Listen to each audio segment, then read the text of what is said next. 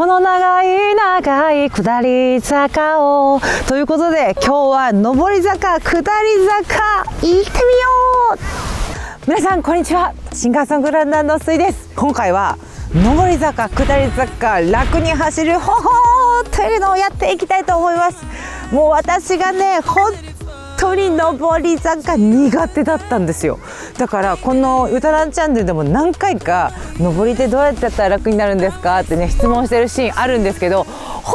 当になかなか克服できなかったんですけど、今回10月にありました松本マラソンでこれはね克服したと自分で実感があったので、そんなね内容でお届けさせていただきたいと思います。そして今回ね1月に放送された芸能人対抗駅伝でも、去年5キロ18分30秒だったのを17分29秒まで持ってけたんですよ、下り坂で。やっぱりね下りもポイントがあったので、そこをちょっとまとめてお届けさせていただきたいと思います。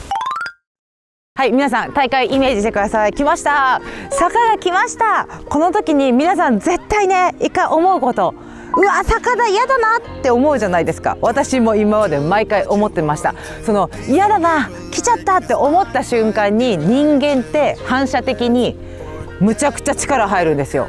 これが上り坂を上りづらくしていた点です。山の神柏原さんも言ってました。坂はお友達と思ってください。坂はお友達って思えなかったんですけども、とにかくね坂が来たらみんなこのワードでいきましょう。坂はお友達、怖くない。これすごい大事です。実質的な上り方になってくるんですけども、まずは腕振り。腕は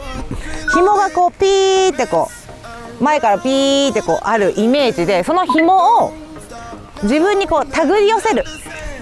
るイメージ。この手繰り寄せるイメージで登っていく。これなんでこう手繰り寄せるイメージだと登りやすいのかなって思った時に、やっぱりこう引く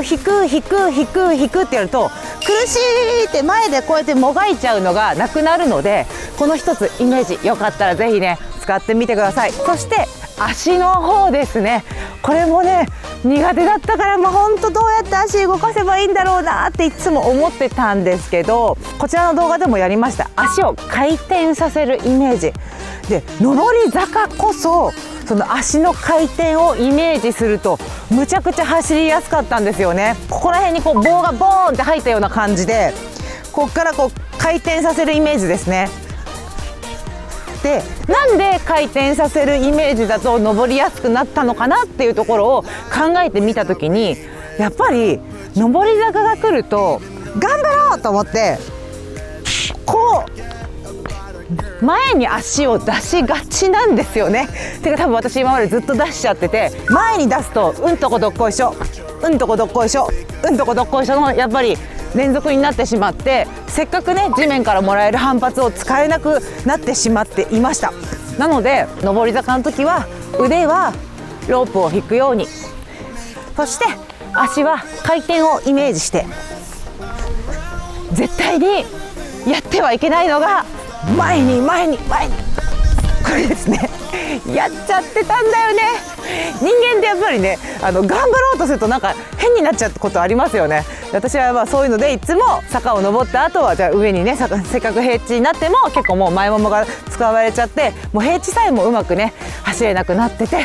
その大会がなかなか結果が出なかったなんてことがありました。ということで、上り坂のポイントはまずは力を入れない。坂はお友達。そして腕の動きはなんかこうロープを引いていくようにイメージしていく。そして足は回転。上りだからって反発がもらえないわけじゃないので、反発を意識してしっかりとですね回転させていっていただけたらと思います。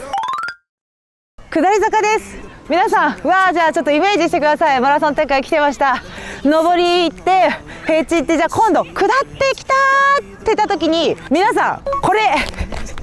やりませんか？下り坂来ましたで思うがままにこう結構走ってしまうとですね、またこれがね足が前に出がちなんですよ。体の前に足がつきやすいと知っておくと、普段の練習からここじゃないな、ここだっ